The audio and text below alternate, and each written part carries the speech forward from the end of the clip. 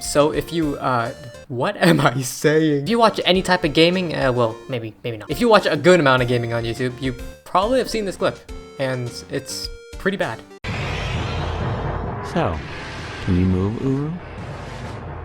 Karen? Wow, I really can't move my body.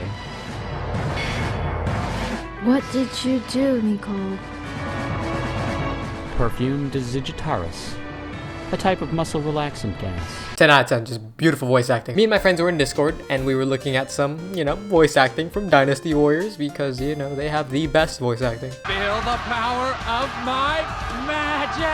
And somehow we went from that to just looking at bad voice acting. I'm not sure how that happened, but honestly, it makes more sense now that I'm reading it out, actually. Okay. And there's a bunch of videos that say worst voice acting in video games or like really bad voice acting, but this one especially caught our eyes because specifically Gerald clicked the video. I was watching the stream, and I think the thing that caught his eye was definitely the weird anime art style that looks like early 2000s. And I just thought to myself that this game's voice acting was so bad, I had to know where it came from, and I had to play this game. And just look in the description, find out it's called Chaos Wars, and wait, it's a classic. Cult classic. I gotta play this. Besides the fact that it's considered a cult classic. Bro, how could I not play this game? I mean, look at the voice acting. What did you do, Nicole? Who is this? Who is this girl? Why does she sound like that? But for real though, I spent around 30 hours playing this game, and I think I can now come up with an argument that this game's voice acting isn't actually bad. I think that's something that a lot of people already assume just by watching one video, but it really isn't that bad. Maybe it's because I played this game for like 30 hours. I don't know, maybe it got into my head. But this game's voice acting, is actually trash. Okay, yeah, the voice acting compared to other games is pretty bad, but I think it actually fits for this game, and I'm gonna explain that a lot later because, this video, I don't know how long this video is, 30, 40 minutes? I mean, I'm making the audio right now. I can't time Audacity like that, bro. But let's get into the plot because this is a game review. This isn't really a game review. What is this? Okay, come on. If you're curious about this game and didn't actually want to play this game, I'm here for you. I'm just gonna be talking about the game and, the things I like, the things I dislike. I don't know what I'm really doing, to be honest. And let's get into the plot of this cult classic game. I need to stop saying classic like that. Sounds so dumb. And our story begins with our narrator describing a dream he had. Spoiler, by the way, this dream means nothing. It means absolutely nothing. So if there's something that I say after this that you don't really get, well, I mean, the dream means nothing. So, yeah, there you go. He dreamt that there was a beam of light that shoots directly up near a mountain behind our narrator's school. Looking upwards at the beam of light, there seems to be a world beyond the sky. He then recalls to have found the world in the sky, by the way, in the back of a cave near the hillside? Well, I mean, dreams are pretty random anyways. At this moment, he also recalls his grandfather's story of a hidden cave in the mountains, where the founder of the Kusaka, whatever that is, came through the shrine behind it from another world. And if you pray to that god, any wish is said to be granted. The shrine wasn't able to be found, but our narrator still wants to confirm for himself, as he thinks no way that such a thing can exist, right? I already said this, but this dream means nothing. But what it does tell you is that our protagonist is about to search a cave behind his school because of a dream he had. We now get introduced to our protagonist Hyoma and his friends Shizuku and Hayatamaru looking for that cave as an excuse to ditch school. Well, kind of. I feel like Hyoma is curious and the other two are just tagging along because it's a way to ditch school. But I don't know, man. I would do the same. I can't even lie. But this game is famous for its voice acting, so how could I not let you guys hear what they sound like? Shut up! Why don't you go home if you don't want to help me? Hey Hyoma, why are we looking for it again? A dream. Since when did you become such a superstitious guy? Believing in stuff like that. And I mean, I can't even lie, bro. They don't even sound bad. Whoa! It must have been really fun to record these voice lines, I'm not gonna lie. Suddenly, Shizuku spots the cave they're looking for and inside find a computer. What's this? A computer or something? Maybe we can sell it at Akihabara. I know it sounds weird, but it makes more sense later on, okay? Hyoma then hears a voice asking for help, but it seems like he's the only one to have heard it. He probably thought he went crazy, I'll be honest. And suddenly the computer starts doing, something, I don't know. And the screen turns white before transitioning to this monster doing its battle cry.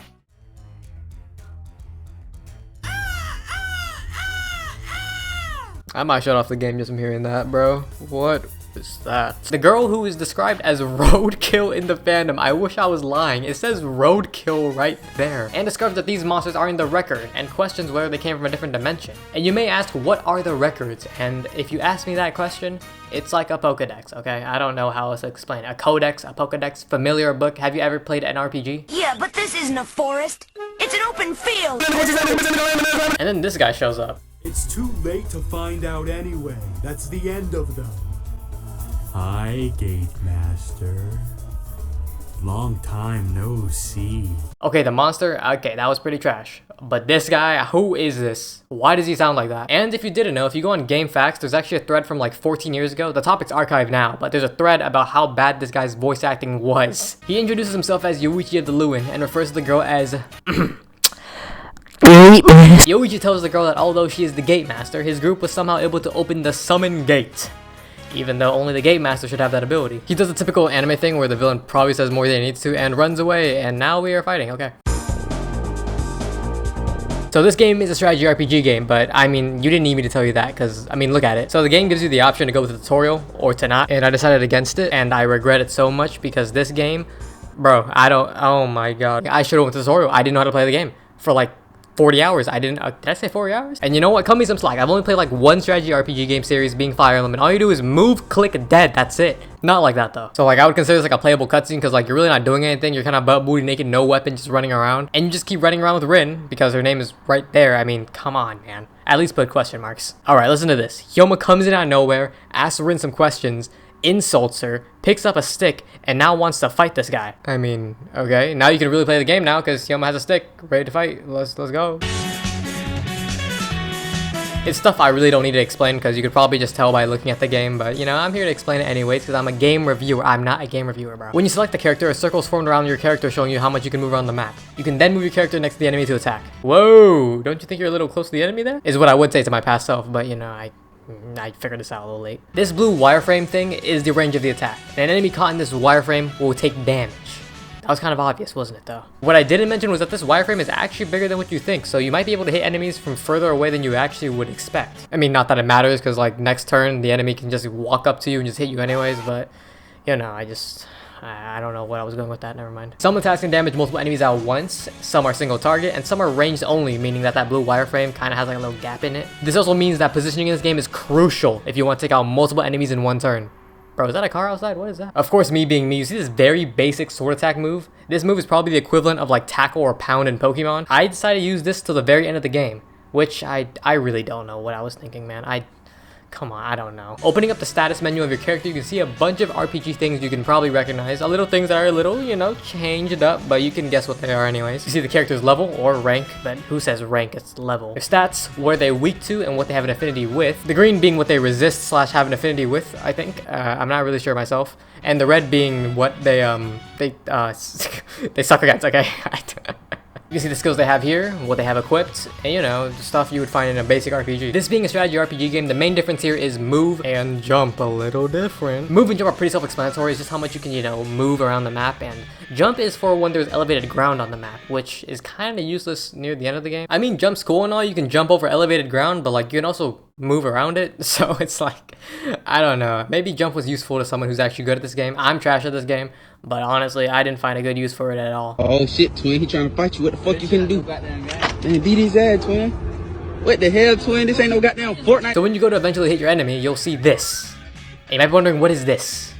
And honestly, I don't know what to call it. Okay, personally, I would call it Marvel vs. Capcom Healing. Okay, that sounds kind of weird. I've only played Marvel vs. Capcom 2 on the original Xbox, pronounced Xbox. I don't know what this mechanic's called. Okay, I've looked up about it. Honestly, I don't even know what to look up. I just look up Marvel vs. Capcom HP or health bar and, you know, I just nothing. But I can explain, alright? In Marvel vs. Capcom, when you tag a character out or if they get hit while doing an assist, you see this red part of the HP bar? It's gonna like regen, alright? It's gonna regen. Alright, so hear me out here. If you don't kill an enemy in one turn, you're gonna see this red part of the HP bar, okay?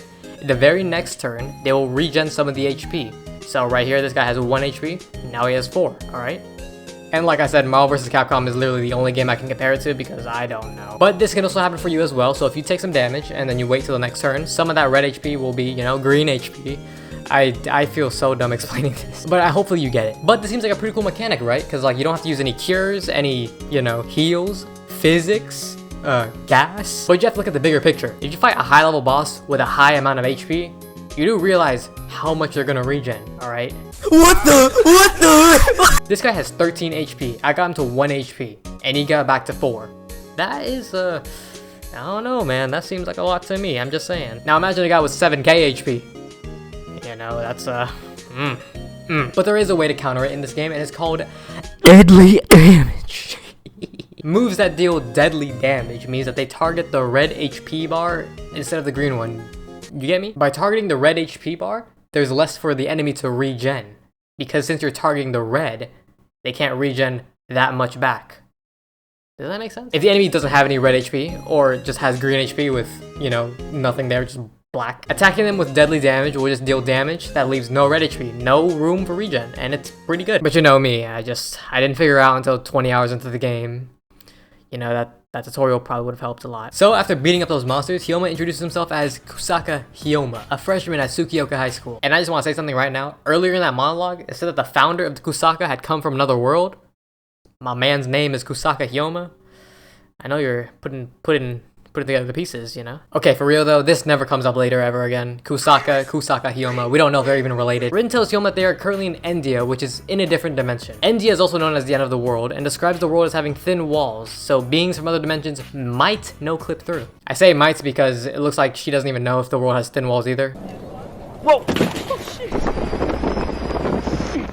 Those who no-clip through are known as knights, because most of them have some kind of special power they bring along with them. You might be asking what type of special power they may have, and to answer your question, we're not there yet, so just wait a bit. Before Hyoma and Rin can really talk about anything, they are attacked by some more of these ugly monsters, and Rin decides to meet up with another friend named Hiro, who happens to be a knight, and retrieves her wand. After finding a safe place to talk, Rin explains to Hyoma that there is no way to go back. And although the walls are thin in India, it's a one-way, bro. You can't get out. I mean, you can only get in, but okay. Rin later explains that there are portals in India called gate terminals, which anyone can use to connect to other dimensions. That means that the computer that Hyoma and friends found in the cave was actually a gate terminal that transported them here. I'm not sure how, but I mean, like, you know what? The screen was flashing, something must have happened. I'm just saying though, if I found that gate terminal, I would have tried to play Fall Guys on it. I'm not gonna lie. Who is that up there? That's me, bro. That's me. Oh, you stayed up top? Okay. One battle later, and reintroduces this mysterious figure. I wonder who he could be. Oh, his name's right there. No introduction though. Just nothing. Okay. Young Gate Master, long time no see. And I suppose we haven't met, knights. The secret organization, Lewin, that actually exists? Of course it does. Right here before your very eyes. So his name is Lygen, or Lygen? I'm not sure how it's pronounced. I mean, the English dub said Lygen, but I think it's probably Lygen in Japanese. Probably. So Lygen here is also with the Lewin and is trying to get all the keys for his own personal gain, which Rin freaks out about, and Hiro and Hyoma are in the back playing Smash Bros or something. We later find out with all these keys, he's trying to create a paradise, which he will call Heaven. Very standard JRPG villain type, you know, things. And while Rin is freaking out about this, Hiro and Hyoma are in the back asking what is a key, because they have no idea what's happening. Lygen explains that the keys have the ability to open gates to different dimensions and the ability to summon those with special skills. Meaning, if he got those keys, he could summon some knights. Rin doesn't like this, so Lygen and Yoichi, oh yeah, Yoichi's there by the way. Lygen and Yoichi are really about to kill these guys until Rin decides to transport everyone to a random location. This is because without a gate, you can only really depend on RNG teleportation, so I guess we're just going wherever. They end up on a place called Radiance Island, and with nowhere to go, find an abandoned mansion. Yes, you heard me, an abandoned mansion that also happens to have a gate terminal, and now it's our base. Really. And yes, you really crash at an abandoned mansion that happens to have everything you need besides food, and you use it until the end of the game.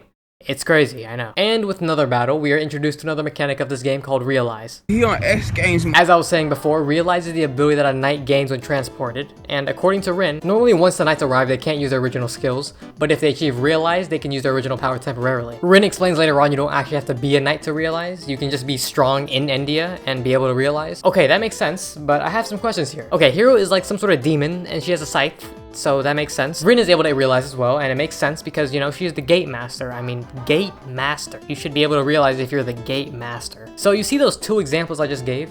Hyoma is a regular guy in high school. So what original power does he even have? I mean, he's in high school. I don't know where Hiro comes from, but it looks like she knows what's up. She looks like she knows what she's doing. You know, he looks like she's accustomed to fighting. Hyoma is a regular guy in high school. But you know, it's anime, and every anime protagonist needs to have a cool looking sword, and of course, yeah, I knew it.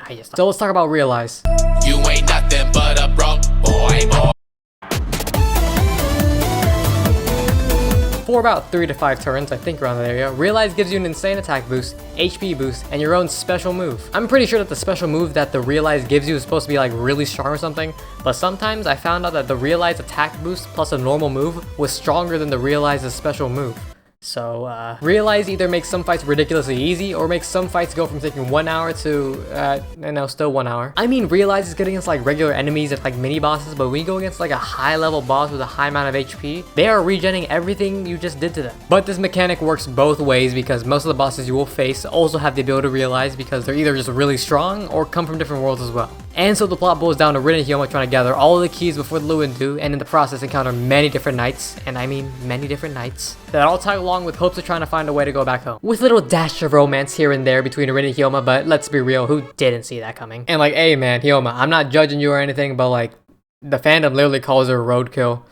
I mean, God, man, who wrote this? The knights also include the other two friends at the beginning, Shizuku and Haitamaru, and yes, that also includes these two. Not this guy, but these two. You'd be surprised about how early this scene actually shows up, and honestly, I think you're even more surprised that this guy isn't the main character. I like how in the fandom for Uru, his Japanese voice actor is just labeled who cares, and the US is just blank. It's just, who made this? Okay, well, enough about that. Let's get into some more gameplay. Okay, so keys are the main goal here in this game, and collecting them either unlocks new islands or new characters you can use, like Gacha. Not like Gacha. Yeah, when I beat this level, I actually expected a new like island, but I got her. And I don't know. And besides the main quests you can do, there are side missions you can do to get some like extra levels, extra rewards, gold, skills, items, you know, all the good stuff. There are two other categories of missions called events and, you know, main, but it's not the main quest, it's just called main for some reason. Events are nothing, you don't really do much in them. You either unlock characters or unlock a new area, it's just text. I'm gonna say this right now, these side missions cause me pain, man. They cause me so much pain later on. It's horrible. No. This guy with the shades is hitting it the wrong way. That's what I'm saying, bro. These guys are hanging the No, what are you doing? Oh, we lost. I mean, aside the pain that I feel like this game is like a pretty enjoyable strategy RPG game for like casual gamers, because I don't think like you're gonna get too deep into it. There's nothing to get really deep into. Mainly because the story isn't really that deep, and the gameplay isn't really that deep either. You can just really play this game without really thinking about anything. But you see, the one thing I haven't said yet is that this game is very repetitive, and I mean very repetitive. But I'll come back to that later, as I'm going to talk about the huge roster this game has. This game has an insane amount of characters you can use. Like, the roster looks like Smash Bros. Ultimate with DLC. There's that many characters. Okay, maybe not, but there's a lot of characters. I originally wrote in my script that this was a way for the game to counteract repetitive gameplay. Now that I think about it, I mean, like, Fire Emblem also has a lot of characters you don't use, so I guess if you want to play the game again with other characters, you can do that. But that's a big mistake, okay? I wasn't looking for all the characters you can unlock because I probably use a total of like 5 characters throughout my entire playthrough. But, you know, one search on Game Facts later, you can get up to 45 characters in a playthrough and 50 if you do multiple playthroughs. When you recruit a character, sometimes that character has like a pretty crazy skill, like, oh man, this skill looks crazy. Alright, check this out. You can unequip the skill from them, alright? And then you can give it to someone on your main roster. And so, like, I don't know. See, the main reason you would even use a character that is this underleveled in the first place is because you actually like the character, alright? Now listen to me here. This game, Chaos Wars, is actually a huge crossover game. Okay, I know, it's crazy, You probably didn't expect it. I didn't expect it either. You know, Wikipedia helped me out. I confirmed this pretty early on in the game because I figured something out with the Realize special move. So when you use your Realize special move, there's like a frame of your character that shows up on the screen, right? And Hyoma is like in some weird chibi art style, I don't know. And then I used it with a different character I was using at the time called Lu, and she looked like this. Do I have to block out the nipples? And I was like, okay, is there like art of Hyoma that looks like that as well? And then, you know, I just looked up on Wikipedia and I was like, oh wow, it's a huge crossover game. A huge crossover game, by the way, 6 games? And so pretty much I just came up with, okay, so if they have a chibi art style when using Realize, probably came from Chaos Wars. If they don't, probably some other different game. And trust me, all these games you will probably not recognize. Maybe you'll recognize one, even then, maybe not. So going down the list, we got Aruse's Shadow Hearts, or Aruse, I'm not sure how you pronounce that. We got Atlas, yes. Persona Atlas, Shin Megami Tensei Atlas, Grow Lancer, never heard of this game, Idea Factory's Blazing Souls and Spectral Souls, Red Entertainment's Code of the Samurai, and Gungrave. Gungrave being the thing that I think most people would recognize, if you even recognize that. I only know Gungrave because it's the name of an anime that I looked up while looking up Trigun, so I mean, that's the only reason I know it. Okay, this is the strangest one to me. This one is called Hametsu no Mars, or Mars of Destruction, and has a 2.2 out of 10 on myanimelist.net. It's also a game I see, but Jesus, 15% like this video game? What is this game? And understanding that this game is a crossover actually makes a lot of scenes make more sense. Well, as much sense as you can make out of it. So let's go back to this scene, because this scene didn't make much sense when I heard it, and didn't make much sense near the end of the game either, because, you know, I didn't play the original game where they came from. Did you know she's supposed to be German? Oops! Clumsy me! That's the rough! So a few questions you might have as someone who didn't play Shadow Hearts. What is a Tengayo? It is never explained what it is. We only know that Uru fought his dad for this or something.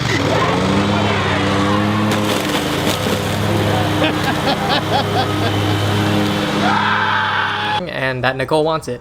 That's really all we know. And second off, just for the memes, what is Perfume de Zigitaris? Why did he say that? Why did he say Perfume de Zigitaris?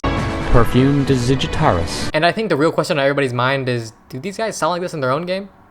And the answer to that is, I don't know. I didn't look up anything about Shadow Hearts. I don't know. But enough about that. I think it's time I talk about some of the things that I didn't like about the game. The things that annoyed me. The things that made my, you know, I'm just gonna go over a couple things that really got to me, alright? And, you know, one of these, you can consider it bad luck, but, you know, it still happened to me and still got to me and wasted an hour of my time. When I was going over the game's mechanics, you may have noticed that each skill had a level. And you can probably guess when you use a skill enough, it levels up, and then when it levels up, it gets stronger. You know, you could probably guess that, though. What you didn't guess was that the move can actually evolve. In the worst way possible. And when I say this, I'm not talking about like a move getting stronger by evolving. I mean like it can just change, just randomly. So if there's a skill you're using and you're trying to level it up and then it changes to something worse, well, that's bad. To prevent this, you have to lock a skill so that it won't change no matter how much you use it. It will still level up, but it won't change. Best thing to do here is just find a few skills you know you'll be using and just lock them in, and you know, that's it. Simple fix. But I didn't know this. So a lot of my moves changed. But you know, we're still going down the list, and you know, there's more things that are deadly.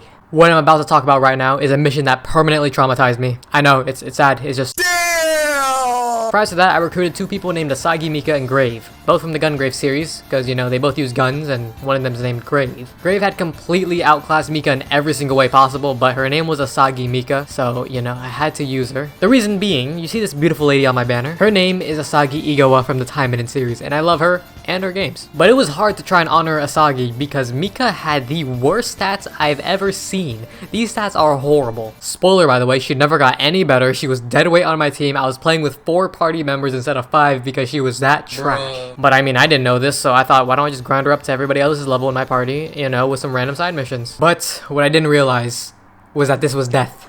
I was walking into death. Okay, so I selected a random mission with only one type of monster called Vertigo. And you know, I expected a regular mission, because how could I not? But what I got were these guys spamming a move called Sludge Smoke. A move that does next to no damage, but hits multiple targets. But you see, the problem wasn't the actual damage itself. The problem was that it had a chance of putting my party members to sleep. And there were probably like 10 of these things on the field, and I think you can guess what happened next. I was stuck being put to sleep over and over again. After the 30-minute mark, it got so bad, I wanted these things to actually just kill me, get it over with, give me a game over, just so I can avoid this mission. I don't know if I'm gonna cry or laugh. But no, remember the red HP healing I was talking about before? You know, the Marvel vs. Capcom thing? That mechanic prevented me from dying because these things did no damage to me. So I was actually stuck here for an hour. With a lot of luck and real life spam, I was somehow able to get out, but... my god, this was a horrible mission. But you know, the worst part was that I did this mission to level up Miko, right? She died so early that I spent an hour grinding everyone else up because they stayed alive to kill these guys. I ended up doing the opposite of what I intended to do. Yeah, I know, it's just... I spent a lot of time grinding. I'll say it again, this is probably completely unlucky. I don't think this happens to most people who play this game, or for the few people who have played this game. But, my god, it still happened to me, okay? But you know, there's one more thing after that, and this is definitely something that almost made me want to shut off the game. So look at the start of this map. You might know something strange. Why are these guys on the field? I can count how many times I've used these guys on one hand, and the level difference is...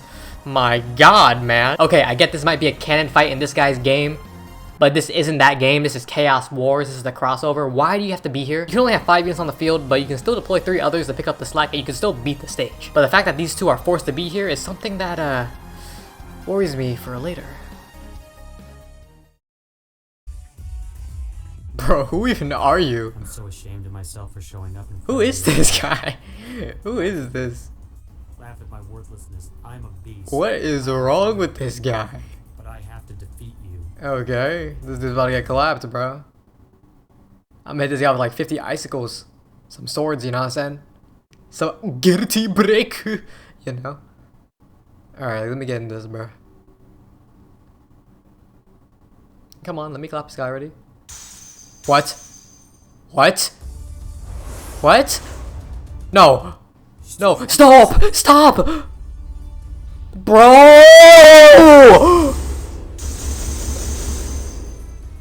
Well, why? Bro! I'm level 12. I didn't save. I didn't save. How do I save? I can't save. Oh my god. I didn't save. I didn't save. Please. Please. Okay, let's just see how much damage. Okay, let's just see how much damage I could do. I don't know. Please, man. I didn't save. I didn't save. Come on. Come on. This has to be scripted. This has to be a scripted fight. Please. Bro. Okay, does realizing help? Does realizing help? Will I do anything? I can't even use my ability, okay? Please. I realized. Attack boost, HP boost, every single type of boost in the game, bro. Oh, God. Oh, no. Oh, no, no. Oh no. Oh no, yo, wait, are you doing it too? Okay, I thought he was about to realize for a second. I was like, I get scared. I don't want to fight someone who can realize. Please, man. Please, I didn't save. I didn't save. Why, bro? Why is this a forced 1v1? Please. Is this gonna help? Is this tablet gonna help? Am I just wasting my time doing this? Can I just run away? Can I just run away? And my realize is done. I'm done. I'm done. I have no more power boost, no more HP boost. It's over. I'm just butt booty naked. Oh my god. What is he doing? What is he doing? No. No. Bro, stop. Please. Please. Wolf of Seed. And you are ugly! Bro, please stop. Stop, man. I didn't mean to call you ugly. I'm just... Please, bro. Please, bro. Yes, that was a live reaction. But I'm gonna be more calm talking about it because, you know, don't want to yell too much. But you know, that fight hurts to watch. Even now. I just don't get it. Why is he force deployed? Okay, yeah, cannon fight. I don't care. Why is he force deployed? Why are you gonna give me the entire Smash Bros cast and then tell me to use this one guy only? Like, what? And there's not like there's any party members to try and help you out in this fight. It's only you versus this guy. And if you're under-leveled, oh well, I guess you have to just grind up, right? And who even is this guy? I've never seen this guy in my life and he's copying my style. I had to spend nearly 4 hours trying to grind Grave to a level where he can actually be used. And that was the worst time I had playing this game. But I think it's time I talk about the voice acting because, you know, let's be real, it's what everybody knows this game for. And you know what? The voice acting is actually trash. I'm not joking. It's not good, but it's pretty funny. Actually, the entire localization of this game is kind of, you know, I'm not an expert or anything, but I'm pretty sure localization is a pretty hard process. But what I am gonna say is that in the first 5 minutes of the game, you can see a typo already. I think you can assume what the rest of the game is like. And alright, hear me out here. Would you believe me if I said that this one clip of Chaos Wars that everyone knows about isn't actually the worst voice acting in this game? I know, it's crazy, but I'm telling you, there's even worse in this game.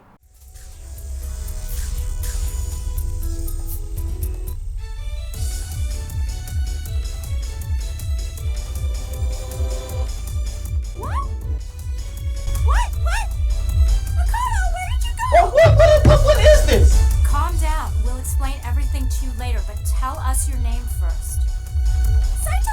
But really, where is Makoto? Where did he go? That is pretty bad. I think a lot of people would also say that's pretty bad as well. Y'all didn't hear that? But no, we're still going down the list. There's more. Let me reconfirm one thing. No one knows the way to go back. Okay, I can't anymore. But I think the worst of it would have to be this right here. Take a good look at this guy and envision how you think his voice would sound. You got it? Now listen to this. We're busy now. Leave if you're not buying anything. No. What? We're customers. What was that? What's up with the customer service here? Are you Zard? I'm nothing like him. I'm Sus. I work you.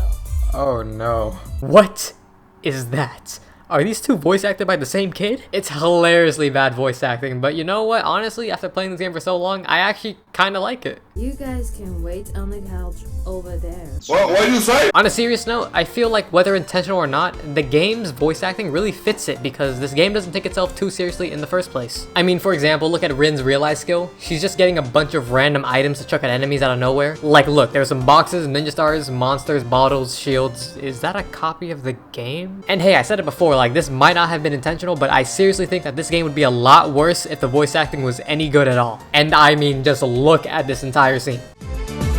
We told you to get some food, not more people. I know. Crazy, isn't it? But you'd do the same if you saw a cute girl in trouble. I'm sorry. No one could say no to such a cute girl like you. Yo, what are you doing? Are we causing you trouble? Well, I don't mind having some girls in our group.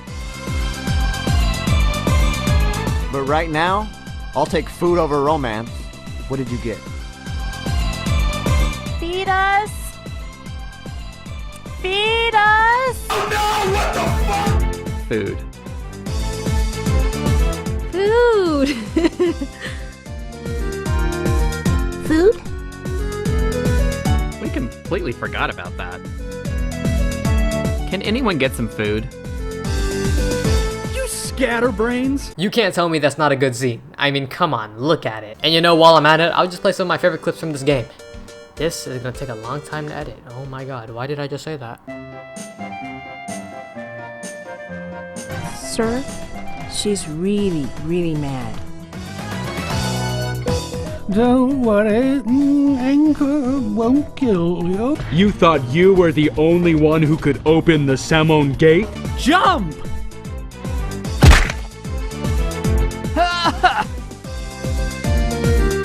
Hilma! Yeah!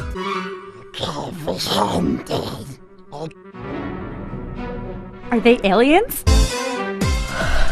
I'm in love. Huh? I'm in love with you. What the? The monkey is talking. And he's saying he's in love with Shizuku. Shizuku. Good name. I'm lovable and I'm in love with you. Your paper sword really hit my heart. Literally. Wow. Say it like you mean it at least. Be careful how you talk to my father. You mean like a biological father or like a sugar daddy? I can't enjoy being around lots of happy people like this. I don't deserve to enjoy life. You're being too complicated. And now let's get back to the story of the game. There's really not much left to talk about anyways though, but let's get back to it. In a magic library named, something, there's a witch that lives in it named Ovia. Ovia tells them history behind the world of India, and that was originally called the Egg of the World. There are an infinite amount of parallel worlds, and the reason for that is because there's an infinite amount of possibilities. Not using the game's example, because that example is kind of bad. There's a world where I'm still making Minecraft videos, right? And there's also the world where I'm making the script, right? That right there is two possibilities. So, you know, infinite possibilities create infinite worlds. But you can't have all these possibilities without a starting point. And that starting point is the Egg of the World, aka India. And okay, this kind of confused me. When there are no possibilities left, the world ends and returns back to the egg, and it becomes the origin once again. Don't ask me what that means, I don't know either. Ovia states that the egg itself can't have its own world, and that India is the egg of the world. When asked about what India is, because if the egg can't have a world, what are we doing right now? What is this place? Let's go, guys, let's go. Come on, I'm stuck behind two hammers. Go. Ovia then says that the egg started to have a mind of its own. Okay. It started to have a mind of its own after repeating so many possibilities and wanted its own possibilities. But the egg can't be the origin of other worlds if it has other possibilities, right? So it took different possibilities from other worlds to craft a fake one. The fake one being India. It's just like, what? And that everything in India is ripped from other worlds. Silvaguna, except for two things. The egg's brain and the gate master Rin Sun Road. That's her last name, by the way. Moving on, remember that guy Ligon? The guy hanging out with this guy, Yoichi? Well, he has a daughter named Shelly that he calls Princess, which is a bit weird, but to each their own. The reason he wanted to collect all the keys was to make a paradise. I said it before. But in actuality, his paradise is actually destroying India because his daughter was given the power of a gate master by the egg. And this power is too much for her body to bear, so she feels immense pain every once in a while and doesn't have much time to live. I think Yoichi had the same problem, but like I didn't really care too much, but like I do remember him blowing himself up. So there's that. I didn't mention it before, but there are 8 tower keys that Ligon was trying to collect, and by collecting all 8 tower keys, he would open up the Tower of Life, which would aid him in his process of destroying the world. He also mentions that when all 8 tower keys are together, there will be a short period in time where there's a portal open, and that everyone can go back home. Everyone with a tower key, and as I said, there's only 8. And you know, being the protagonist he is, Hyoma just says no. He'll destroy the egg's will and save everybody. So they fight Ligon. Ligon loses, robs him of his key, leaves him butt booty naked on the floor crying. And we unlock the Tower of Life. And here we see one last little romantic interaction between Rin and Hyoma. I know you don't care, but please, can't you at least pretend like you care for once? Entering the Tower of Life, we have many enemies like roaches, gargoyles, dark nuts, this guy, and Pokemon. But you can snowball pretty hard in this game, so I'm so over leveled that this game really isn't a challenge anymore because everything just kind of dies. Wait, who is that? No. Okay, so after you beat that guy, you meet a little kid named Endia. He was made by the egg to steal other things, but can only steal things when he's awake, so he sleeps all the time to prevent this. Endia then tries to accept his fate as a pawn to the egg until Hyoma says no, and promises to save everyone and him as well. Hyoma and friends destroy the egg, get the kid, teleport out of there, and the game is still not over. Alright, Tower of Life Part 2. So once again, we return back to the Tower of Life and follow a path called the Sun Road to the door that leads out of this world. Sun Road is also Rin's last name, meaning that she was the one who was supposed to guide them here. But you know, this is an RPG, so it wouldn't be that easy now, would it? The egg has now made copies of everybody to make sure nobody can leave, and wait, no, not again. It's the final level, man. Can you just cut me some slack, please? He's level 7 and his clone is level 46. It's just, come on, man. And after all that, the egg comes out of its man cave and is now ready to throw hands. This wasn't a tough fight. It was extremely time consuming. And, you know, it just didn't help that this guy had the longest attack animation I've ever seen.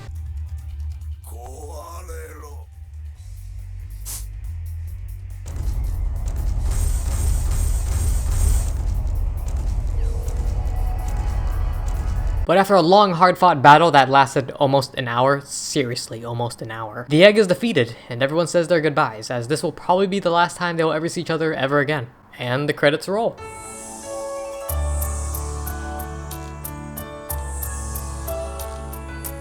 But after the credits, we get to see a scene of Endia and Rin now on Earth with Hyoma and his 2 other friends wondering how he's gonna explain bringing a girl and a kid home to his mom. Yeah, that sounds deadly. Endia looks in the distance and sees a building and asks what it is. Shizuku tells him that that's their school that they go to, and Rin asks, What's school? With a smile on his face, Hyoma proceeds to tell her what school is, and in his head, thinks about the new 4th he has for Fall Guys. Don't worry, I'm about to single-handedly score. With a little more cryptic text on screen, seriously. The boys? What? The game is over, and that was Chaos Wars. To be honest, this game had exceeded my expectations. I mean, to be fair, I wasn't expecting much, but it was a lot better than what I was expecting it to be. I'm not calling this game like a hidden gem or anything, or a cult classic, as, you know, the Wikipedia says. But, I mean, it's not bad. I think you should only really play this game if you're extremely curious like how I was. But I would definitely give this game the Kingdom Hearts treatment, where you play for the gameplay, not the story. I think I just offended so many Kingdom Hearts fans by saying that. I will say one thing, however, this game's voice acting can either make or break this game for you, and I, for one, love the voice acting, but I know a lot of people who would switch to the Japanese voices in a flash, and I can't say that I blame them either. There's no way back. I can't go back to Luda. Celia isn't you. I am free. Goodbye, violence. Goodbye, tyranny. Okay, so this part is completely unscripted, but thank you for watching if you made it to the end of this video. This is probably like this is actually my first time making a video like this, playing through a whole game and making a script and everything like this. This is my first time, so you know, I'm working on it, trying to get better at it. The more I do these type of videos, the more, you know, progress I'll make in my script making and, did I say script making? Script writing and things. Yeah, this is the type of content I've always wanted to do as a kid, and now that I'm finally doing it, it's a lot harder than I thought. It's a lot harder than making regular gaming videos, I'll say that much. But yeah, it was a lot of fun to actually just make the script and, you know, make the entire video, to be honest. It was very time consuming because it's a lot, okay? It was around 34 hours of recorded content and it was a lot. But anyways, thank you for watching and hopefully you can wait a little longer for my next video.